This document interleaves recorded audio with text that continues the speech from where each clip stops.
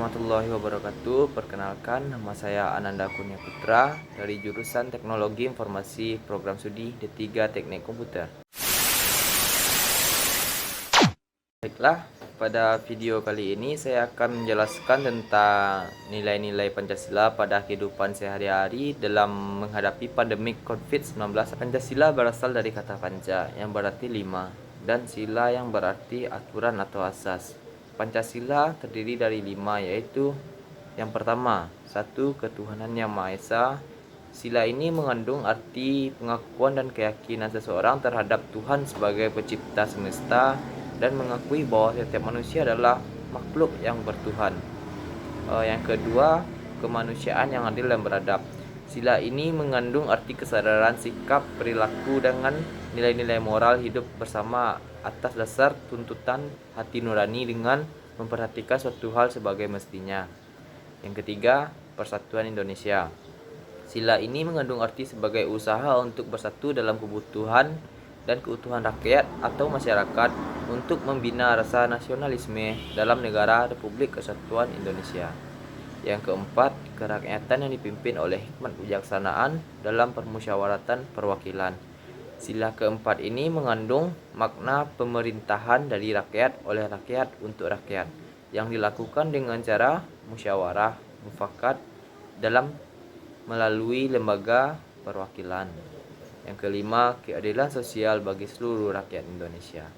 Sila ini mengandung makna sebagai dasar dan tujuan untuk mewujudkan Indonesia yang adil dan makmur. Akan mencontohkan aplikasi nilai Pancasila pada kehidupan sehari-hari dalam menghadapi pandemi COVID-19. Yang pertama itu pada diri sendiri, ya masuk dalam sila yang pertama yaitu ketuhanan Yang Maha Esa. Mengaplikasikan nilai Pancasila pertama, tetap melaksanakan ibadah sesuai dengan agama dan kepercayaan masing-masing. Namun pada saat ini, pemerintah lebih menyarankan melaksanakan ibadah di rumah saja untuk memutus penyebaran COVID-19 atau COVID-19. Yang kedua, sila kedua, kemanusiaan yang adil dan beradab. Mengaplikasikan sila kedua dengan melakukan segala aktivitas di dalam rumah. Tujuannya itu agar kita dapat memutus penyebaran COVID-19 dan saling menjaga agar orang di sekitar kita tidak terinfeksi atau tertular virus berbahaya ini. Yang ketiga, sila ketiga, persatuan Indonesia. Mengaplikasikan sila ketiga ini yaitu dengan cara kita selalu menyebarkan informasi yang benar atau valid. Jangan sesekali kita menyebarkan informasi palsu atau hoax, sebab itu akan menyebabkan kericuhan dan membuat orang di sekitar kita itu panik dan ketakutan. Dan kita juga harus mengingatkan orang-orang di sekitar untuk tetap melaksanakan aktivitas di dalam rumah. Jangan keluar rumah atau di tempat keramaian atau Yang keempat, sila kerakyatan yang dipimpin oleh hikmat kebijaksanaan dalam permusyawaratan perwakilan. Pengaplikasian sila keempat ini dengan cara bermusyawarah. Meskipun sekarang kita kuliah online, namun kita juga bisa bermusyawarah kita bisa menggunakan aplikasi online yaitu via Zoom atau via yang lainnya. Jadi untuk bermusyawarah itu salah. Yang kelima, sila kelima, keadilan sosial bagi seluruh rakyat Indonesia. Pengaplikasian sila kelima ini yaitu kita berbagi masker contohnya dengan orang-orang di sekitar kita. Bukan hanya masker saja yang bisa kita berikan atau kita kasih ke orang. Bisa juga seperti bantuan hand sanitizer terkandung dalam Pancasila sebagai mahasiswa untuk menghadapi pandemi COVID-19 atau disebut dengan virus corona. Yang pertama itu sila pertama. Ini mengandung makna ketuhanan, meyakini bahwa setiap manusia itu adalah makhluk ciptaan Tuhan. Namun kita harus yakin adanya Tuhan yang selalu melindungi kita dimanapun dan kapanpun itu. Meskipun kita mahasiswa yang jauh dari rumah, kita harus tetap menjalankan ibadah kita dan selalu mengingat Tuhan dan memohon doa supaya wabah ini cepat hilang. Yang kedua, sila kedua mengandung nilai Pancasila yang dapat diaplikasikan dalam kehidupan sehari seperti senantiasa berdiam diri di rumah, ataupun tempat tinggal lainnya. Dan juga kita harus menerapkan social distancing yang sedang diajukan oleh pemerintah setempat, dan jangan lupa menggunakan masker untuk keperluan di luar. Yang ketiga, sila ketiga bernilai tentang persatuan. Sebagai mahasiswa, kita harus berupaya untuk menjaga persatuan negara Republik Indonesia. Persatuan tersebut kita dapat jaga dengan tidak menebarkan kebencian antar sesama. Informasi yang disebarkan oleh seseorang mungkin bisa jadi mengandung unsur kebencian. Karena itu seringlah tersebut informasi yang masuk dalam sebuah disebarluaskan kepada orang lain. Selain itu, usaha untuk mengingatkan orang lain di sekitar kita untuk selalu melaksanakan perilaku hidup yang bersih dan sehat. Yang keempat, sila keempat, sebagai mahasiswa kebanyakan aktif di dalam berbagai organisasi. Wabah COVID-19 bukan menjadi penghalang untuk kita bermusyawarah dan berorganisasi. Musyawarah masih bisa dilakukan, namun bukan dengan cara berkumpul atau bertemu dengan sesama, melainkan bisa dilakukan menggunakan via online. Meskipun dilakukan secara online, kita juga harus tetap menghargai satu sama lain. Jangan berkata dan bertingkah laku sesuai kita. Jika ada seseorang yang menyampaikan pendapatnya, maka dengarkanlah dengan baik. Yang kelima, sila kelima, sebagai mahasiswa memiliki tingkat kecemasan yang lebih tinggi terhadap satu masalah.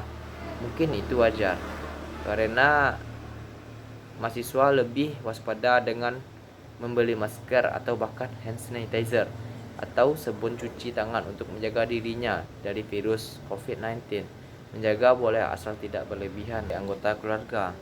Yang pertama itu nilai dari sila pertama yang dapat dilaksanakan, yaitu melakukan ibadah di rumah dan usahakan untuk saling mengingatkan ke anggota keluarga lainnya untuk tidak beribadah di tempat ibadah secara berjemaah, terutama dalam melaksanakan ibadah salat Jumat.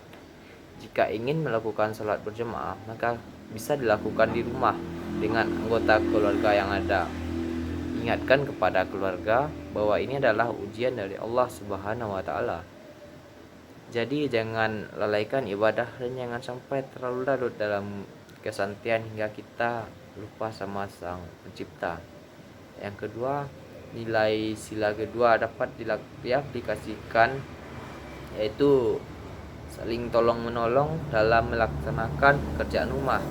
Bantulah orang tua selama kita berada di rumah. Jangan keluar rumah jika hal tersebut tidak diperlukan atau tidak penting.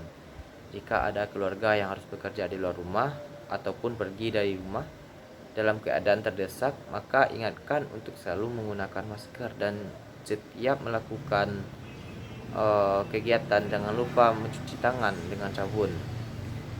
Yang selanjutnya, membantu adik yang sedang sekolah online juga.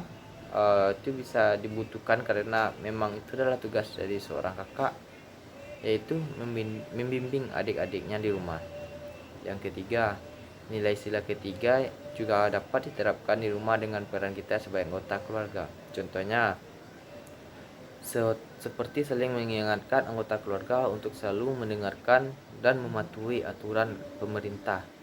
Dan juga kita saling mengingatkan kepada anggota keluarga yang lainnya untuk tetap menjaga kebersihan baik di lingkungan maupun diri kita masing-masing. Yang keempat, sila keempat, sebagai anggota keluarga kita bisa menerapkan nilai Pancasila keempat ini. Contohnya seperti melakukan musyawarah untuk membagi pembagian kerja rumah serta berdiskusi terhadap masalah yang dihadapi. Saling berbagi ceritalah sesama anggota keluarga. Jika ada anggota keluarga yang sedang mengalami masalah, maka berdiskusilah dengan baik untuk memberikan jalan keluar dari masalah yang dihadapi, serta saling membantu agar masalah tersebut teratasi dengan baik. Yang kelima, dalam rumah, nilai sila kelima juga berperan penting. Yang contohnya seperti tidak membeli stok makanan yang berlebihan hanya untuk keluarga kita. Kita juga harus mengingat orang lain juga membutuhkan hal yang sama. Dalam membeli perlengkapan, kita juga seperti itu, jangan membeli sesuatu yang berlebihan hanya untuk simpan di rumah dan dikonsumsi oleh keluarga kita saja. Dalam membagikan pekerjaan rumah, bagilah sesuai dengan kemampuan masing-masing anggota keluarga. Yang pertama, pengaplikasi ini dapat dilakukan dengan cara memperingatkan pengurus tempat ibadah masing-masing agar kegiatan ibadahnya dapat dialihkan di rumah kita, sebagaimana yang diajukan dan diperintahkan oleh pemerintah untuk dapat memutuskan penyebaran rantai COVID-19. Yang kedua, pengaplikasiannya itu dengan cara memperingatkan kepada masyarakat sekitar agar mengurangi aktivitas di luar rumah, kurangi nongkrong, kumpul-kumpul yang tidak jelas atau berkepentingan itu.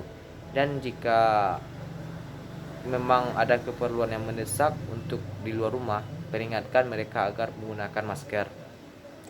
Yang ketiga, pengaplikasian sila ketiga sebagai anggota masyarakat, kita tidak boleh menyebarkan berita bohong atau hoax ke masyarakat yang lainnya, karena ini dapat menyebabkan perpecahan dan ketakutan di kalangan masyarakat. Jadi sebarkanlah informasi yang valid dan informasi yang sudah dikonfirmasi oleh pemerintah agar masyarakat tidak ketakutan dengan pandemik yang terjadi pada kita sekarang ini. Yang keempat, contoh aplikasi pada sila keempat dalam kehidupan bermasyarakat, yaitu melakukan musyawarah untuk memberikan jalan agar warga di tempat tinggal tidak terpengaruh isu-isu yang ada dan bagaimana setiap orang terhindar dari wabah pandemi ini. Yang kelima, pengaplikasiannya itu sebagai masyarakat kita juga harus peduli terhadap sesama kita. Jika ada orang yang kesusahan dalam tragedi ini, setidaknya kita jangan diam diri saja, namun kita juga harus mengulurkan tangan dan kita saling membantulah dalam hidup bermasyarakat. Karena dalam tragedi ini semuanya merasakan kesusahan, apalah salahnya kita sebagai manusia saling bantu membantu. Selanjutnya saya akan menjelaskan arti Pancasila. Pancasila adalah dasar ideologi negara Indonesia. Nama ini terdiri dari dua kata dari bahasa Sanskerta, yaitu panca berarti lima, sila berarti prinsip atau asas. Pancasila merupakan rumusan atau pedoman kehidupan berbangsa dan bernegara bagi seluruh rakyat Indonesia. 5 sendi utama penyusun Pancasila adalah ketuhanan yang Maha Esa, kemanusiaan yang adil dan beradab, persatuan Indonesia, kerakyatan yang dipimpin oleh hikmat kebijaksanaan dalam permusyawaratan perwakilan, dan yang terakhir keadilan sosial bagi seluruh rakyat Indonesia, dan tercantum pada alinea keempat pada pembukaan Undang-Undang Dasar 1945. Meskipun terjadi perubahan kandungan dan urutan 5 sila Pancasila yang berlangsung dalam bertahap-tahap selama masa perumusan Pancasila pada tahun 1945 dan ditetapkan hari lahirnya pada tanggal 1 Juni. Selanjutnya saya akan menjelaskan pengertian Pancasila secara etimologis. Sebelum kita membahas isi, arti, dan fungsi Pancasila sebagai dasar negara, maka terlebih dahulu perlu dibahas asal kata dan istilah Pancasila beserta makna yang terkandung di dalamnya. Secara etimologis, istilah Pancasila berasal dari bahasa Sanskerta dari India dalam bahasa kasta Brahmana. Adapun bahasa rakyat biasa adalah bahasa Prakrta. Di sini ada menurut Muhammad Yamin dalam bahasa Sanskerta, perkataan Pancasila memiliki dua macam arti secara leksikal, yaitu panca artinya 5, sila vokal i pendek artinya batu sendi, alas atau dasar. Sila vokal i panjang artinya peraturan tingkah laku yang baik, yang penting atau yang senonoh. Kata-kata tersebut kemudian dalam bahasa Indonesia terutama bahasa Jawa yang diartikan susila, yang memiliki hubungan dengan moralitas. Oleh karena itu, secara etimologis Pancasila yang dimaksudkan istilah Pancasila dengan vokal i pendek yang memiliki yang memiliki makna leksikal berbatu sendi atau secara harfiah, dasar yang memiliki 5 unsur. Adapun istilah Pancasila dengan huruf Dewanagari I bermakna 5 aturan tingkah laku yang penting. Selanjutnya, pengertian Pancasila secara historis. Proses perumusan Pancasila diawali ketika dalam sidang BPU PKI pertama Dr. Rajiman Widyodiningrat mengajukan suatu masalah khususnya akan dibahas pada sidang tersebut.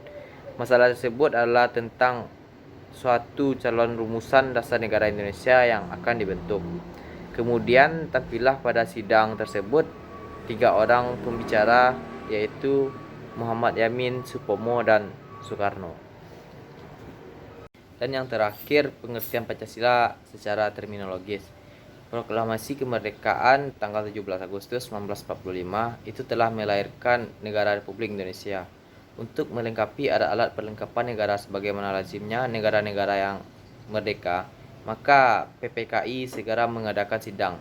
Dalam sidang pada tanggal 18 Agustus 1945 telah berhasil mengesahkan Undang-Undang Dasar Negara 1945. Di sini terdapat rumusan-rumusan Pancasila sebagai berikut. Yang pertama itu dalam Konstitusi RIS atau Republik Indonesia Serikat. Dalam Konstitusi RIS yang berlaku pada tanggal 29 Desember 1949 sampai dengan 17 Agustus 1950, tercantum rumusan Pancasila sebagai berikut. Yang pertama, ketuhanan yang Maha Esa. 2, kemanusiaan. 3, kebangsaan. 4, kerakyatan. Dan yang kelima, keadilan sosial. Yang kedua, dalam Undang-Undang Dasar sementara 1950, dalam UUDS 1950 yang berlaku mulai tanggal 17 Agustus 1950 sampai tanggal 5 Juli 1959, terdapat pula rumusan Pancasila seperti rumusan yang tercantum dalam Konstitusi RIS sebagai berikut. Yang pertama, 1, ketuhanan yang Maha Esa. 2, perikemanusiaan. 3, kebangsaan. 4, kerakyatan. Dan yang kelima, keadilan sosial. Yang terakhir, rumusan Pancasila di kalangan masyarakat. Selain itu, terdapat juga rumusan Pancasila dasar negara yang berbeda di kalangan masyarakat sekitar. Bahkan rumusnya sangat beraneka ragam. Antara lain dengan yang lain terdapat rumusan sebagai berikut. 1, ketuhanan yang Maha Esa. 2, perikemanusiaan. 3, kebangsaan. 4, kedaulatan rakyat. Dan yang kelima, keadilan sosial. Sekianlah presentasi dari saya. Jika ada salah mohon dimaafkan. Wabillahi taufiq wal hidayah. Wassalamualaikum warahmatullahi wabarakatuh.